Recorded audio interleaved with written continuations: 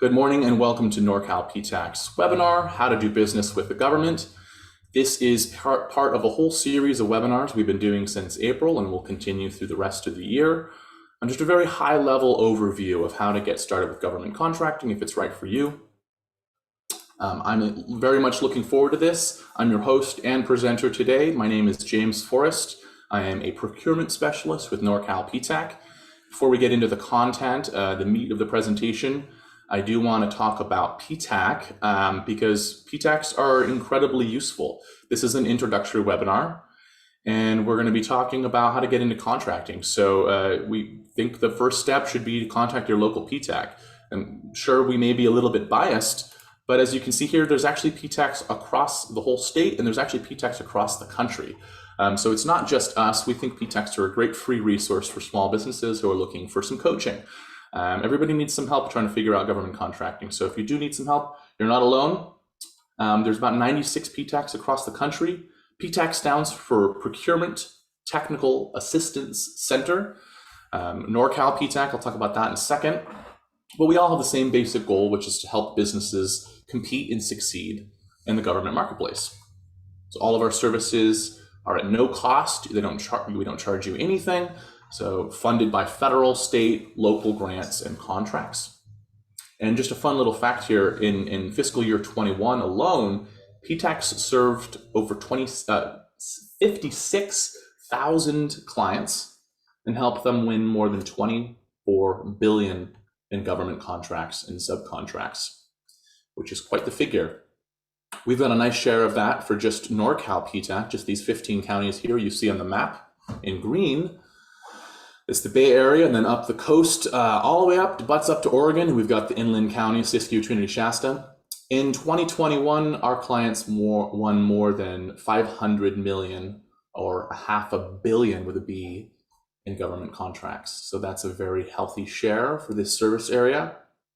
So how does the Northern California Procurement Technical Assistance Center do this for our clients? Well, three basic core services. You are eligible for these if you are in our service area, so you have a primary location or service area. If you're an established business, so you're not in a pre-venture, you're not looking for startup assistance, you're not trying to get your business plan together, you're up and ready to go, and you're a United States company, you're not a foreign-owned entity, and that you're looking for government contracting assistance. So you're not looking for grants, you're not looking for anything else, you're not a nonprofit, and you're looking for government contracting assistance specifically. If you fulfill those four criteria, we think you'd make a great PTAC client. So go to our website, norcalptac.org, submit the application. It's pretty clear. There's a big red Apply Now button. And once that's in, you're eligible for these core services. So the bread and butter of what we do is the one-on-one counseling. So we can sit with you on Zoom, phone call, video call, via email, all sorts of different ways to connect and go over the many processes of selling your goods and services to the government.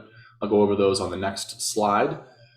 So that's really most of what we do, is these sort of one-on-one meetings. It could be two-on-one if you have multiple people you want to represent with your organization.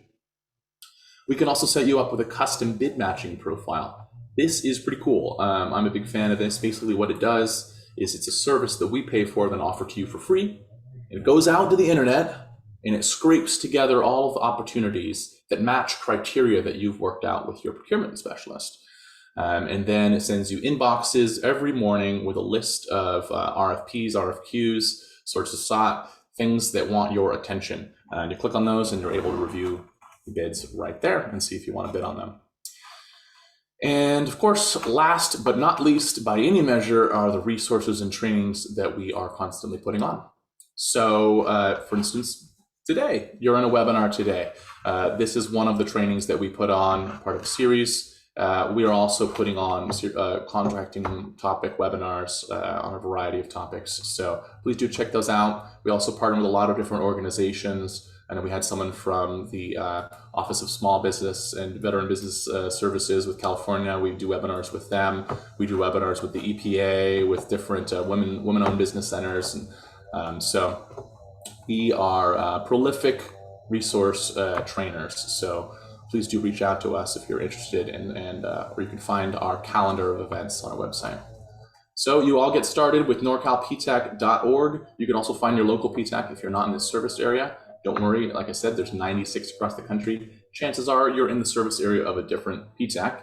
That's the second link there you'll get. Or I tend to find that just Googling my county with PTAC or someone else's county will come up with the correct option as well. So I'm not going to go through every one of these, but I just want to list that we help with a lot of different government contracting topics. So SAM registration is a big one. You need to be registered in SAM to do business with the federal government.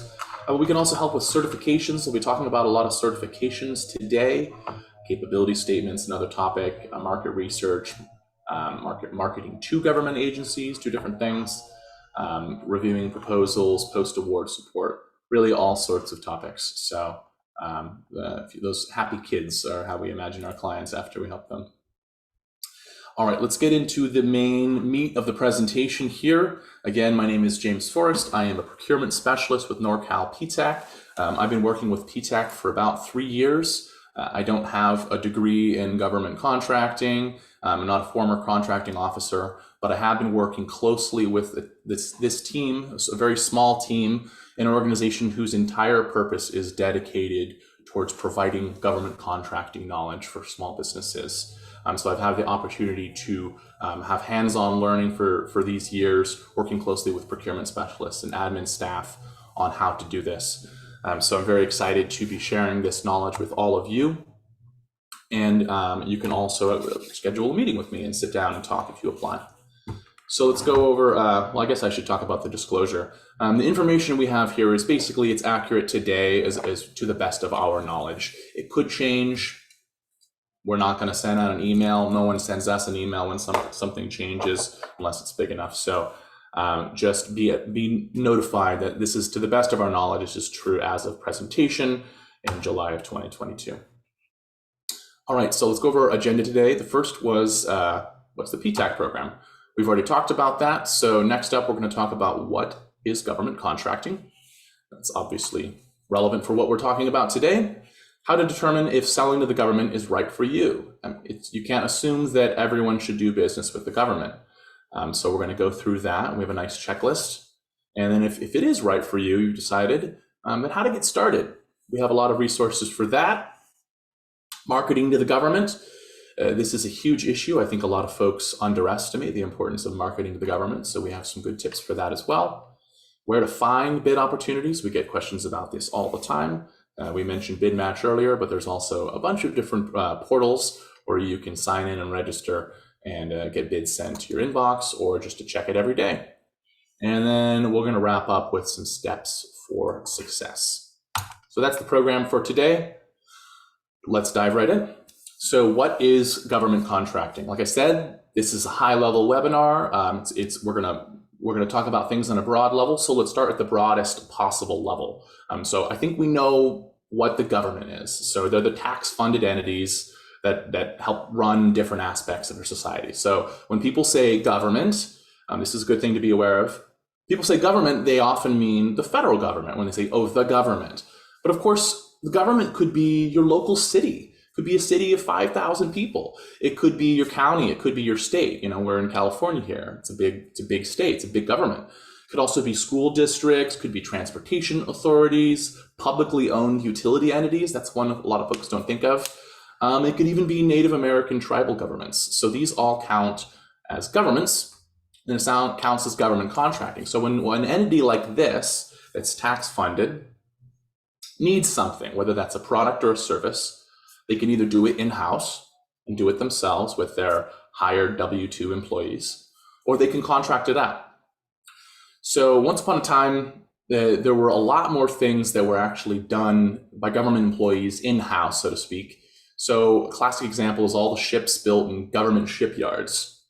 For instance, in the Brooklyn Navy Yard, which is one among dozens of Navy yards that were owned by the federal government. At the height of World War II, for instance, there were 72,000 employees actually employed by the federal government making ships and launching ships from there for the war effort.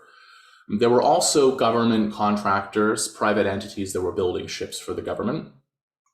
But these days, in 2022, pretty much all of the shipbuilding in this specific example is done by private contractors that are contracted out.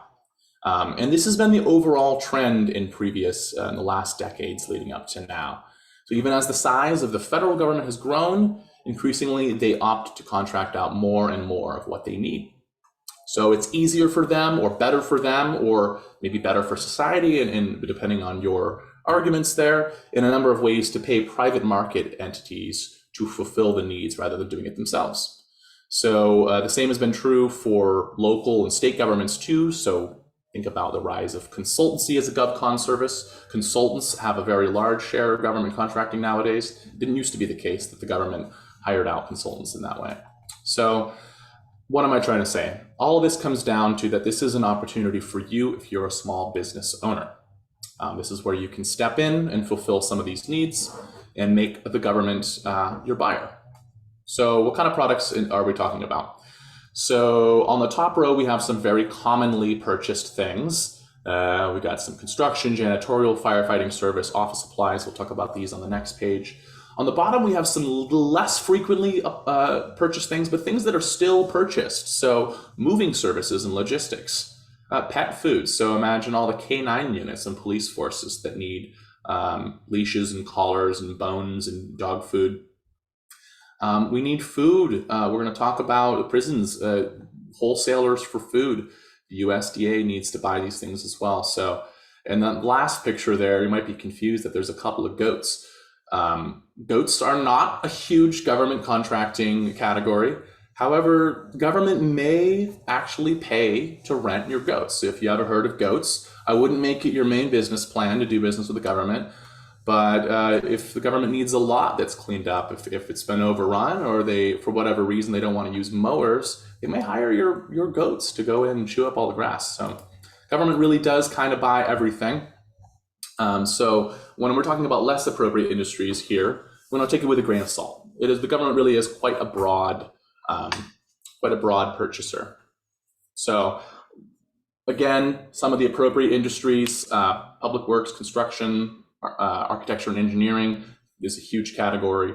Professional services is a very vague category that includes consultants, all sorts of environmental remediation, things like that.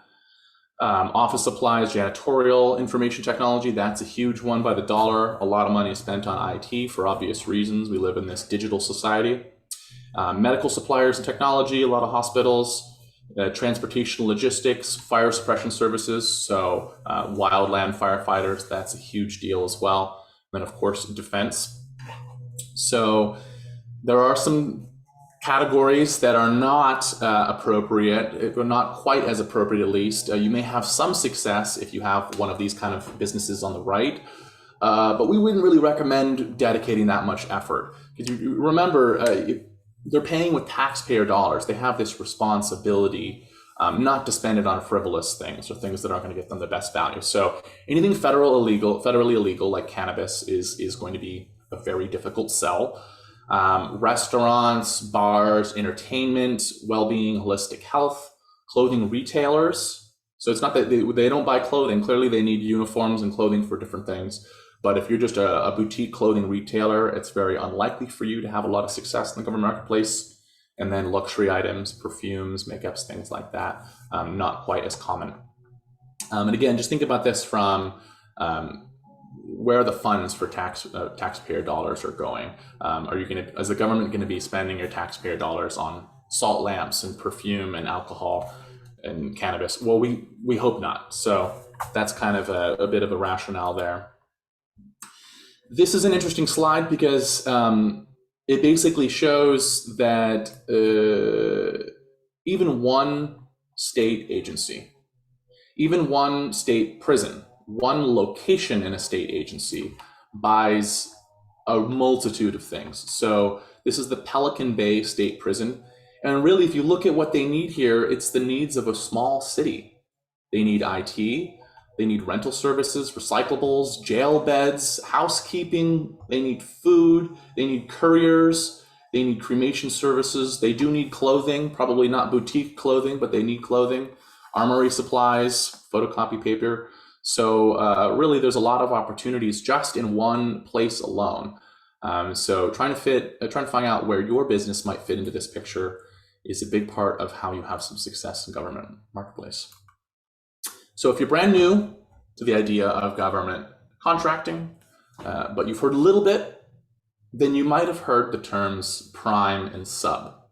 Prime contractor and a subcontractor, but you've not been clear on really what they mean. So let's take a look at the model for how most large projects and a lot of medium-sized projects tend to work at the government contracting level. So if you're a government agency, you have some need, someone in the agency has told you you need to get something or you need to have something done. Let's say it's a construction project. You're going to put out a bid solicitation with all these specifications for the kind of work you need and the scope of work, how it needs to be done.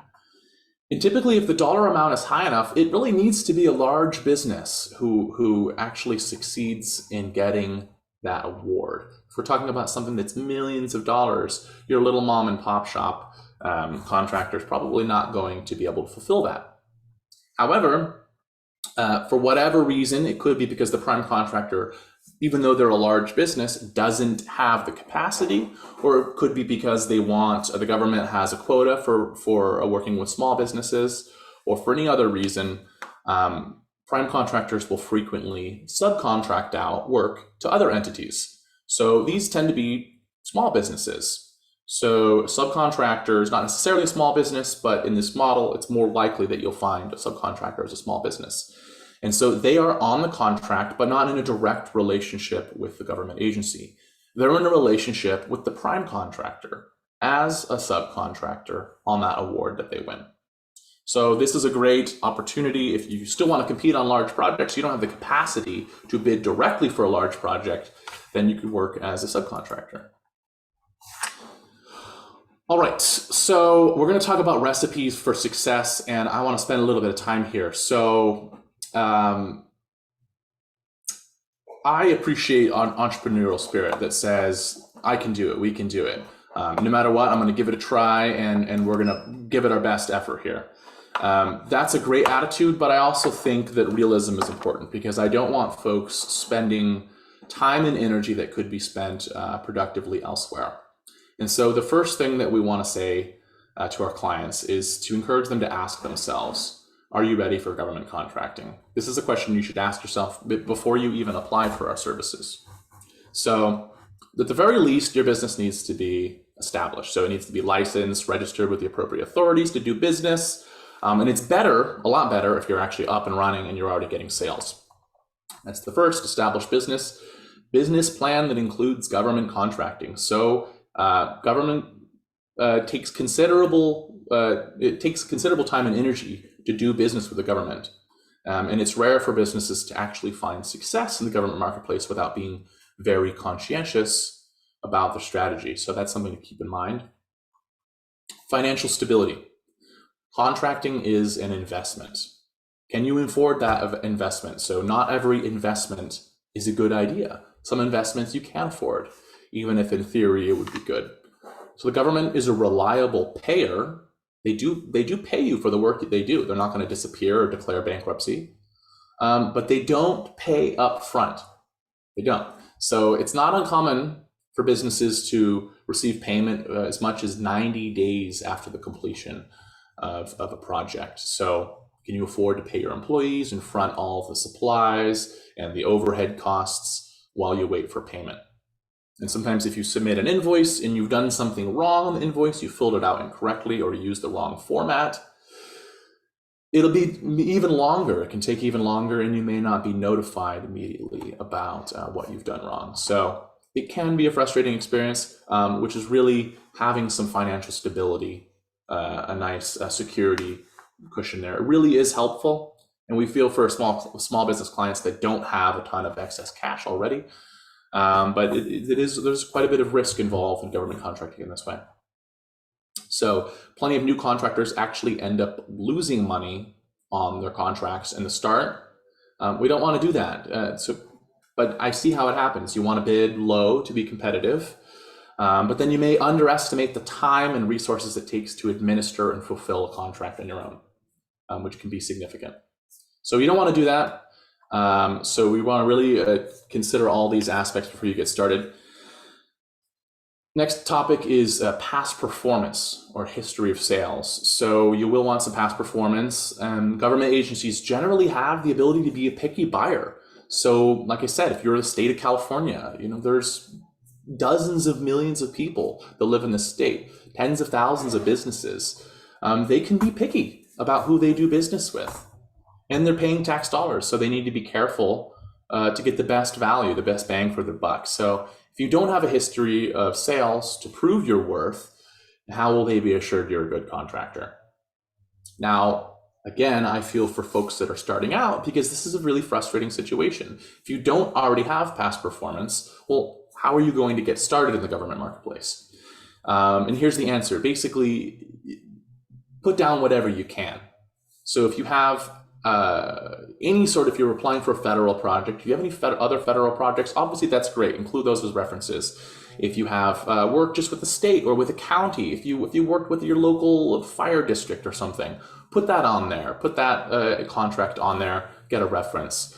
If you don't have any government contracting experience at all and you're starting out, then still your best bet is to put on whatever sort of private clients that you've had. So who are some of the most important clients that you've sold to with products or services in the past? And they just need some indication that you're competent, that people choose your business, and that you would do a good job fulfilling the contract. Again, they're working with tax dollars, so they need to make sure. So market research, this is a really big ticket item. A lot of your time will be spent on market research in government contracting. So you want to ask yourself, does the government even buy what you sell? So I spent some slides going over that. And if they do, how often do they buy it? Where do they buy it? Is it a service that's actually in your area? So if you're in a rural area, it could be a struggle trying to find government agencies that they need your services in that area. Is the market saturated with the kind of product or service that you offer? This is also a good question. So all through the beginning of COVID, we had a lot of requests for folks that were selling PPE. If you remember, at the beginning of COVID, there was a huge shortage, a deficit, and we didn't have PPE. We didn't have hand sanitizers. We didn't have face masks. They were encouraging folks not to use face masks in the beginning. And so there was a lot of businesses that sprung up trying to sell face masks. In the beginning, that was great. That was lucrative. But the word got out. It was pretty clear there's this thing called COVID-19 happening and we have no face masks.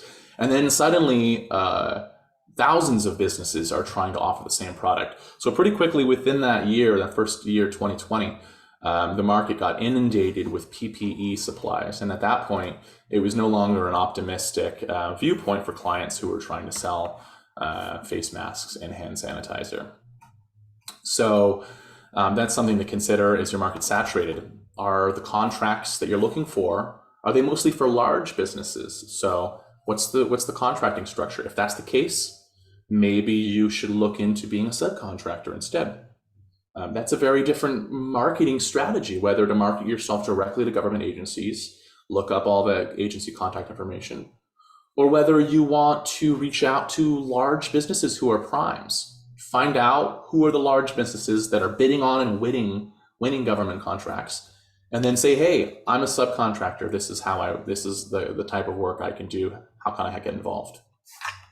Very different strategies there. So market research, again, is spend a little extra time talking about it because it's essential for getting into contracting, and I think a lot of folks underestimate it. All right, and finally, well, you're going to want a good website that demonstrates professionalism. We can put a tab for government contracting on specifically. We'll talk about that in a little bit. So if you're sure you want to do business with the government, how do you get started? So first thing, again, I know you might say I'm biased, but apply for PTAC assistance. It's quick. The application doesn't take a long time. It's totally free. You can continue working with us as much as you'd like on any scope of work as long as it's related to government contracting. We can meet with you, sit you down, help you do market research, help walk you through, share screens and walk you through, tell you which buttons to click on websites. We really can take the guesswork out of a lot of this contracting stuff. We don't do the work for you, but we can be your coach. So the first step would be to apply for your PTAC assistance. Again, if you're not in our service area, there's a bunch of other PTACs around the country. After that, you're going to want to identify your target agencies. So there's different requirements for different agencies. So for instance, you want to choose your NAICS and UNSPSC codes. NAICS is the North America Industry Classification System. UNSP is the Service Product Code from the UN. In any case, NAICS is what the federal government uses, and the state of California will use UNSPSC codes. So if you're going to be targeting the California government alone, if you're certain that you only want to work with California government, it's going to be a very different sort of set of work. You're going to want to register on Cal eProcure. Cal eProcure is the California state vendor portal. It has bid opportunities. It's where you get registered as a small business or disabled veteran business enterprise. And so that's a great place to get started. All right. And on the federal side, you're going to want to register with sam.gov. SAM is not someone's name. It's not Uncle Sam. It is the System for Award Management. And if you register there, you'll get a UEI number. And if you complete it, you'll get a CAGE code as well from the DLA. And basically what this does is this certifies to the government that you are an existing business and you're ready to go. Once you do that, it's going to port your information over to a database called the DSBS, the Dynamic Small Business Search. And this is going to port over some information, a lot of information from your SAM registration, but not all of it. So once you go and look at this other database, it will be filled in with some of the things you did under SAM registration. But contracting officers use the DSBS on the federal level all the time to look into businesses, and it doesn't fill everything in for you. So it's going to be missing your capability narrative, which is really important, telling the government what kind of work that you do in your own words. You'll be missing keywords, and it's going to be missing a section on past performance. So we can show you how to get in there and edit those things as well. And you're going to want to create a capability statement or a statement of qualification. We're going to go into that in a minute, basically a resume for your business. And you're going to want to make sure your website is government friendly. So we'll have some more steps for success at the end. But for now, let's just talk about size and socioeconomic certifications. So I'm going to launch a poll here, and I want everyone to reply. Basically, in an ideal world, if price and convenience were not an issue, so you didn't have to worry about money, convenience wasn't an issue, it was equally convenient, would you prefer to buy products and services from your local small business or large companies like Amazon or Walmart? And so the options are, yes, I'd prefer to support the local small businesses. It doesn't matter to me. Or I'd prefer to buy from large businesses no matter what. And that would be even if it was the same cost and you didn't have to get in your car and go drive somewhere. And the second question, after folks are filling that out, looks like most folks would prefer in an ideal world to support their small business, is how many of you do at least sometimes go ahead and buy from Amazon or Walmart.com or Target or somewhere. And as I expected, of course, this is a manipulative poll. Looks like I'm going to end it here. All right. Looks like most of you would prefer to support the small businesses, the local guys, the mom and pop shops, but 100% of you said that you do at least sometimes order from the large entities. Me too.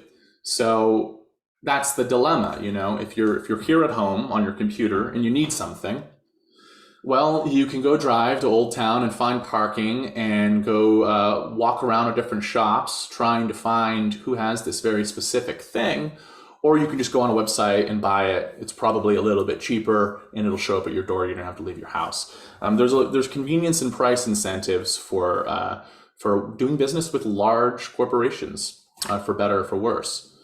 But let's imagine that you had a significant other, a husband or wife or what have you, that was really, really passionate about small business, and they set some quotas for you. They said, okay, all right, James, you can't just go buy from Amazon. We sell this here in Eureka, so go get in your car and go, say hi to some folks, walk into a store, pay with cash, support your local businesses. So James, 25% of what you do, the things you buy, You can use Amazon for 75, but 25% has to come from small businesses.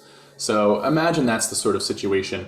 That is basically an analogy for what's going on in government contracting. Government wants to do business with small businesses. Congress mandates that government agencies do business with small businesses and with certain socioeconomic categories of businesses, like woman-owned businesses, minority-owned businesses, businesses that are located in underserved areas. So how do you get that done? How do you incentivize a contracting officer who's busy and overworked already to go ahead and do all the extra work to contract with a small business who may have less experience, less capacity, and they have to issue more contracts, smaller contracts, rather than just contracting out to the Lockheed Martins of the world? Well, one way that we do this in the government contracting world is with certifications. So first thing is to identify, are you actually a small business? So that's what the size certifications are for like small business. And the other thing the government wants to do is identify if you're, like I said, like a minority or woman-owned business, if you're disadvantaged in some way. And so that's what those certifications are about. If you have those certifications, you can prove to the government that in their eyes that you're worthy of maybe getting a little extra attention because you haven't had that sort of success in the past. So these all the certifications, the idea behind them is to put the thumb on the scale to help businesses that have been excluded from the government marketplace historically. So for the state of California, we have the SB small business. We have small business for public works. That's basically the same thing, but if you're doing public works, it means you can have a higher revenue and still be considered small, just because public works is a very large category. It's very a high revenue, high volume, high work volume sort of business. And then they have the Disabled Veteran Business Enterprise, the DVBE certification as well. You may be looking at this list and wondering, why doesn't the state of California have any socioeconomic categories for minority-owned or women-owned businesses? Well, it's actually illegal in California to have contract preferences based on things like race and gender. That is not so for the federal government, and they have not only just the small business, but also things like the small disadvantaged business, the woman-owned small business, the WOSB, or the EDWOSB, which is the economically disadvantaged woman-owned small business. You can see where these acronyms can get a little out of hand here. They have the veteran-owned small business, the VOSB, or the service disabled veteran-owned small business. They have the historically underutilized business zone, or what's much easier to say, the hub zone certification. This is basically a certification that's based on geography. It's unlike all the rest. Says if you're in this service area, if you're in a certain region, and your headquarters, your manufacturing, and a certain percentage of your employees are in, let's say, a rural underserved area, or if you're in an inner city neighborhood that hasn't had very much business with government, then you can certify that you are in an underutilized business zone, and they'll give you a little extra love on there too. And the 8A Business Development Program is for minority-owned businesses. That's the SBA, the Small Business Administration's minority certification. So these are all socioeconomic certifications.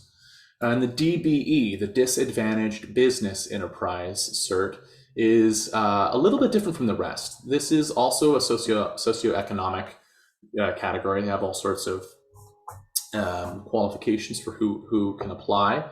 It's women and minorities and disadvantaged groups. And it's actually administered by state and local agencies, transportation agencies, BART and Caltrans, things like that. But it comes from federal Department of Transportation dollars. So if you're working something to do with highway projects, Caltrans, for instance, does a lot of business with DBEs. So I hope that my little parable makes sense. The government wants to do business with small businesses, and they need to make you jump through some hoops to prove that you're a small or disadvantaged business. So that's what all this is about. Okay, so we at PTAC really strongly believe that local contracting is a great way to get your feet wet. We believe it so much that we've put this adorable picture of a puppy getting wet just as an exclamation point.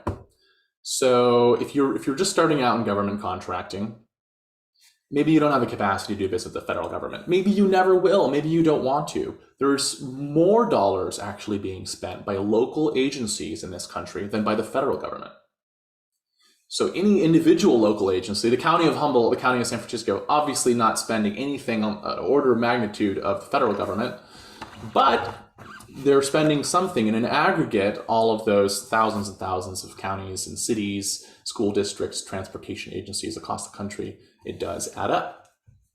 So doing business with these smaller entities, and think about what we're talking about. So the city of Eureka, for instance, where I live, that's 25,000 people. 25,000 people and probably a few hundred businesses. United States is a country of about 350 million people, and I don't even know how many small businesses, tens and tens of thousands of small businesses. So if we're looking at competition, where are you going to have the best chance of winning a contract? So if you're looking to get your feet in the ground to help gain past performance, to escalate your involvement in government contracting, local contracting is a great place to start.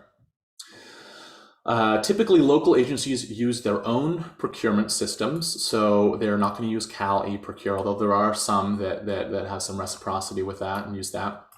They're certainly not going to use sam.gov. They're going to use things like BidSync and Periscope and Planet Bids.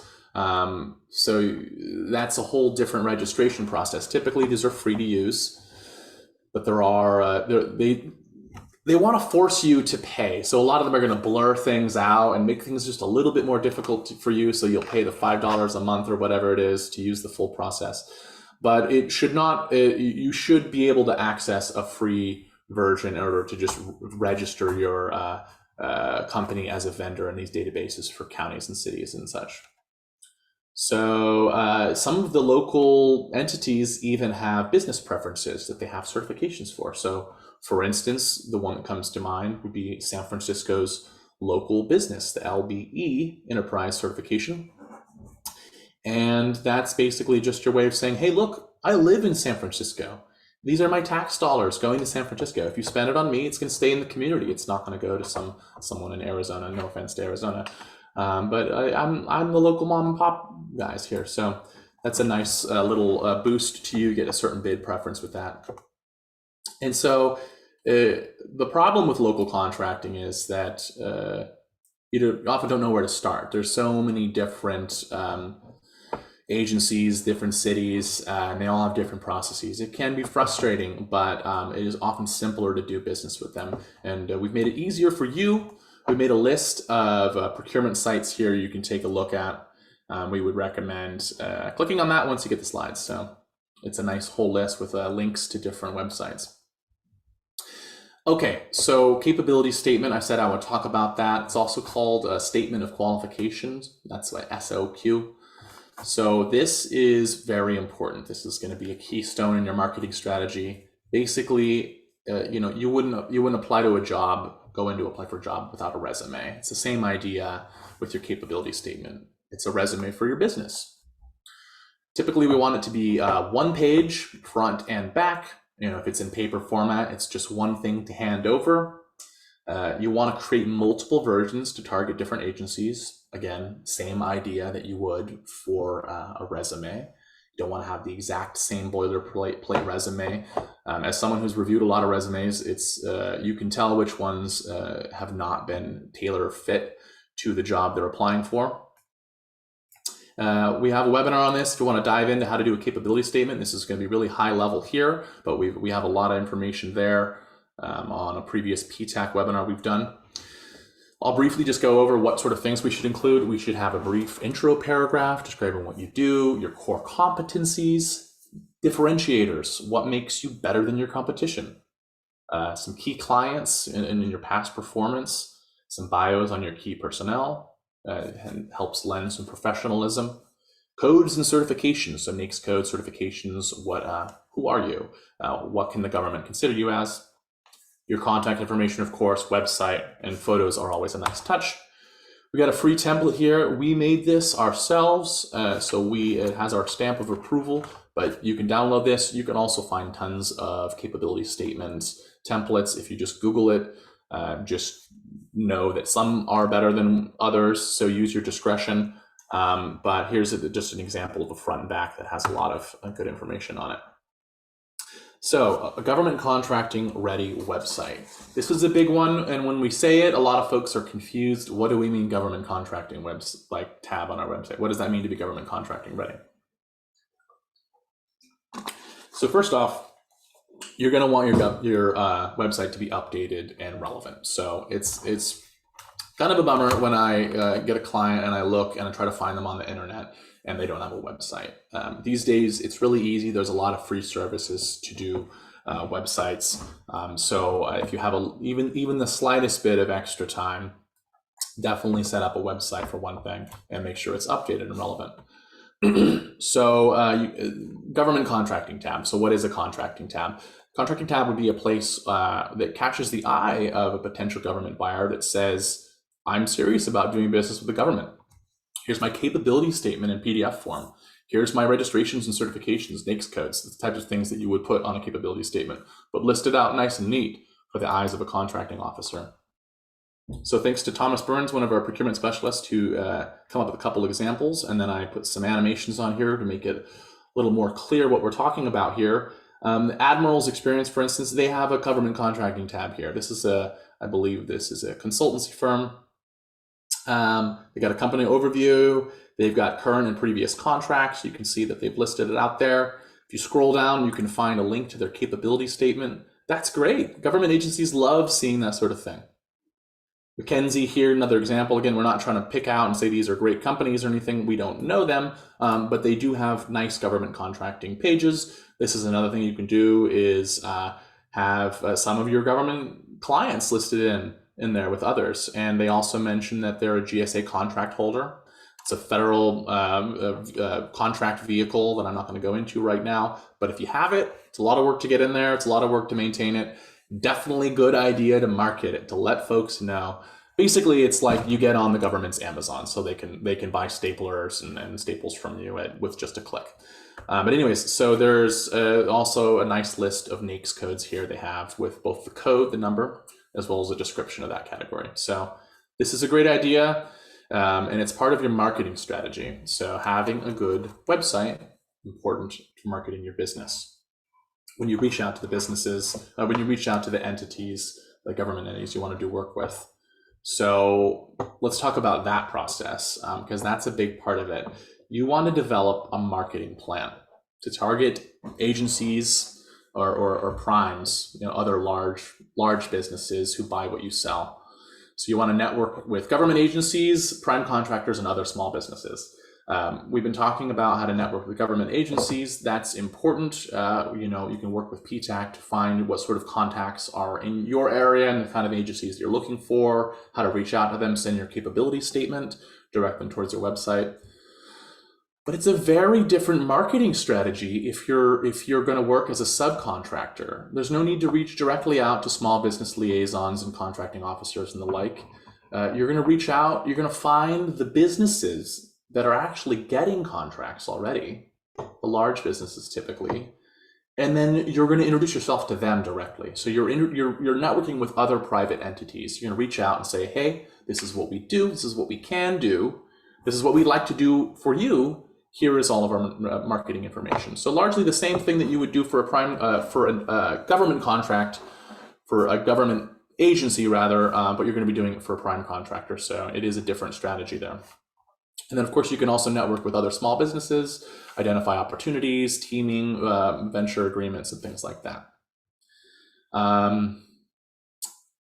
It's important not to forget, under all of this contractual language, legalese, all the paperwork and certifications and all of that, that we're talking about humans doing business with other humans. So the savvy contractor does not forget that behind all of this, it's actually people.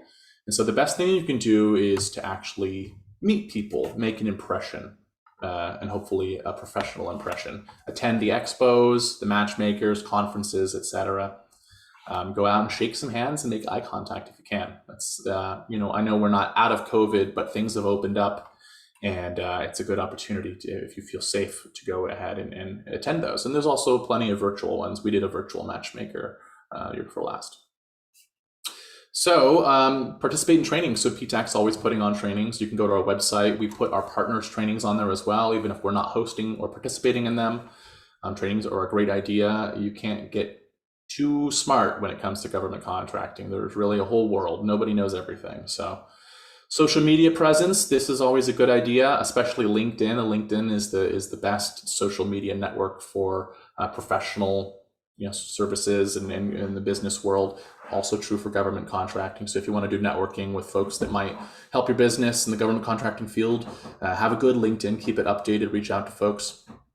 And then of course, small business representatives and liaisons. Did you know there are people in all sorts of branches of government whose entire payroll is set aside for the purpose of reaching out and making relationships with you? So you want to make relationships with them, and they want to make relationships with you. Their jobs are to make it important to make the connection with you in order to bring small businesses onto contracts. So do identify who they are and reach out to them. And of course, we talked a little bit about the dynamic small business search. That's actually not, of course, it's kind of obscure for a lot of folks, but it's definitely something that you want to keep updated and know how to use to find other businesses. So you can apply for us. If you have questions about any of those topics, of course, local agency websites. So we're going to talk about where to find bid opportunities. There's a lot of different places. It's a little bit overwhelming. Like we mentioned, we have a bid match profile that we can set you up with. This is going to scrape a lot of different databases, but you should also go to the databases directly. A lot of them won't be included. So local agency websites. So we have a whole list of those. Like I said before, those are going to have the bids. So if you're San Rafael, Sonoma County, going to have a list of bids that the county is trying to fulfill. So go and find those. Prime contractors, if they're looking for subs, go to their websites, find them. Get registered on Cali Procure, and then search through their events there. The events are the RFQs, RFPs, the bids that they're looking for. SAM as well, System for Award Management. Acquisition.gov is a little bit different. This is procurement forecast, so it's not where you'll actually bid, but it's a market research tool. And then of course, there's all kinds of associations. So if you've been in the business a while, you probably know whatever business you're in, there's probably professional associations. If you're in a construction field, there's all sorts of builders exchanges, and they talk about bids pretty frequently. They post them and spread them around. And then, like I mentioned, our bid match service. So to wrap things up here, I just want to talk in summary about some 10 steps for success. In summary, so first, determine if you're ready for government contracting. Second, apply for PTAC services so you can meet with one of us. Complete the getting started checklist that we went through earlier. Get certified so you can, if you're a small business, if you're a woman-owned business, if you're in a hub zone, if you're a disabled veteran, those are all great certifications to get. So look to see what's available and get certified. Any advantage is helpful, anything you can get. Create your capability statement, which we talked about. Update your website. And then network, build relationships, and market your business, whether that's face-to-face, going to events, phone, email, all of those things. Then you'll want to locate the bid opportunities. And the last step is to bid on them and fail and try again and fail and try again until you succeed. The first contract is the hardest one to get. After that, things can often get a lot easier, but it does take a lot of work to do government contracting. But if you meet all these criteria, if you think you're right for the business, then it really is a great field. It can be quite lucrative. The government is a reliable buyer, they're a reliable payer. So we'd love to work with you. We want to see you succeed. That's basically why we do this. We're all passionate about economic development and small businesses. So that's why we're here. So we'll leave you with this here. Please sign up for Norcal PTAC services and work with one of our procurement specialists. All right, and we have some time for questions here. But I just want to talk about some upcoming events. I'll just gesture toward these. We have Navigating the Woman-Owned Small Business Certification on Thursday, July 28th. Then in August, it's Black Business Month. We're holding a whole series of webinars, 3-part series. The first is a certification overview for Black businesses. Then we've got how to get Disadvantaged Business Enterprise, DBE certified, and 8A certified. These are relevant certifications for Black-owned businesses. So we hope that you will take a look at those webinars as well. All right, we have a little bit of time for questions here, so I'll go ahead and just remember that please put your questions into the Q&A, not the chat. The chat is inundated with a lot of different comments and networking and things like that, and it'll be hard for me to pick through the chat to find the questions. And I'm flying solo today, so make it easy for me as possible. So let's go ahead and... So Cheryl Queen Gordon, you have a specific question about mental health, wellness, outreach.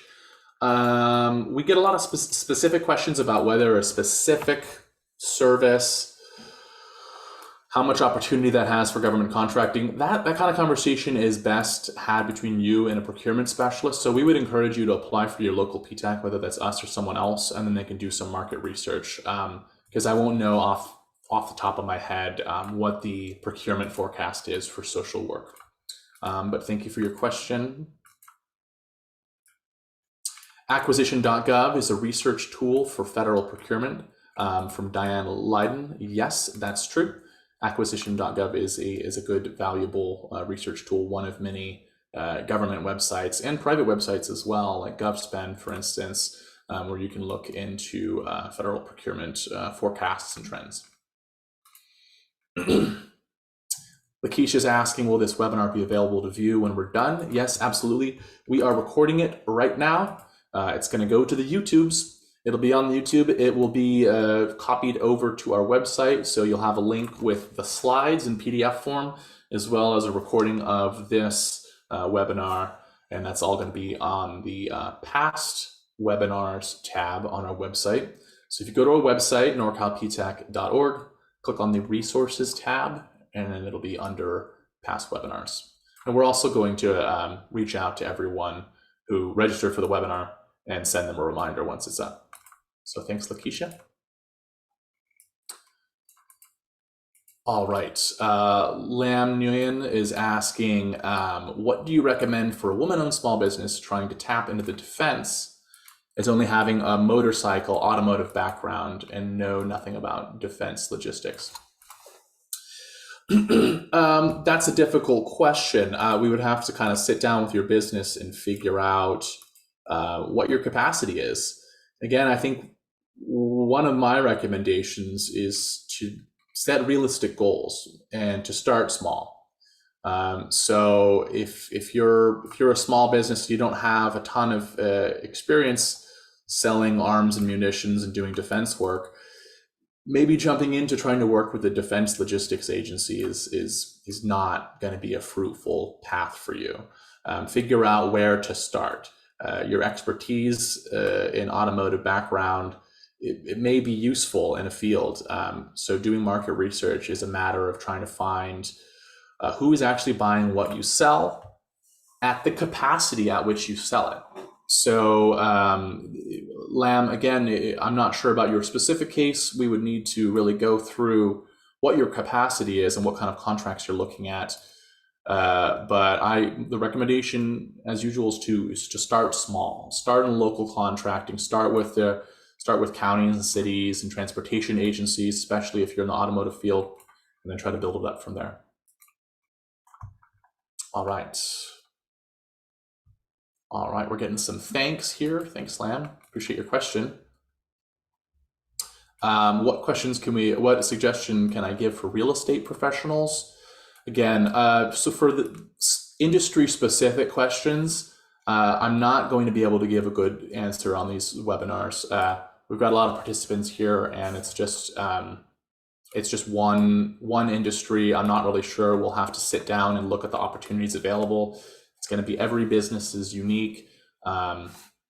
So go ahead and apply for your local PTAC if you're not already a client, and then ask your procurement specialists what kind of opportunities are out there, or if they have any suggestions for your specific industry. So that's my kind of blanket answer there.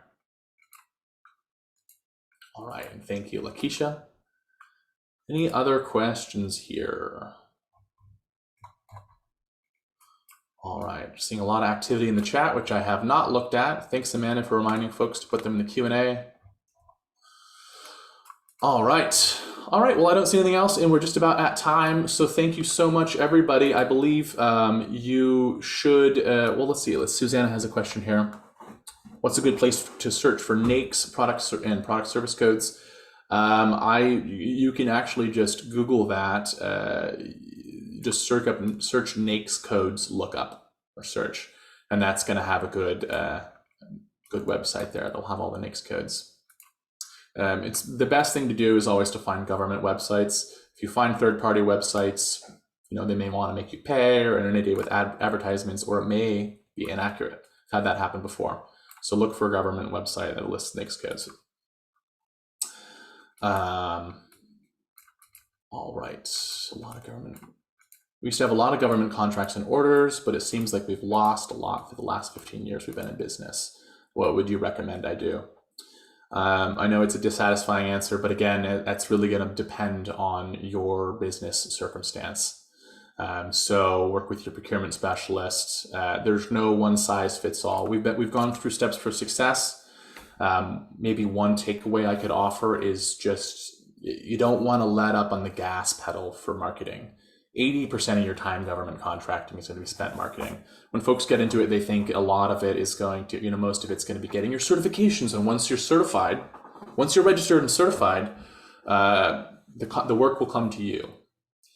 That's not the case at all. I'm not saying that you think that's the case, but it's really important to never let up on reaching out to folks in the government marketplace. So really do everything you can to keep letting different government agencies know that you're out there, the products and services you sell. And if the ones that you've targeted so far are not buying what you're selling, find others or restart, go back to the basics, go back to local and build your way up from there.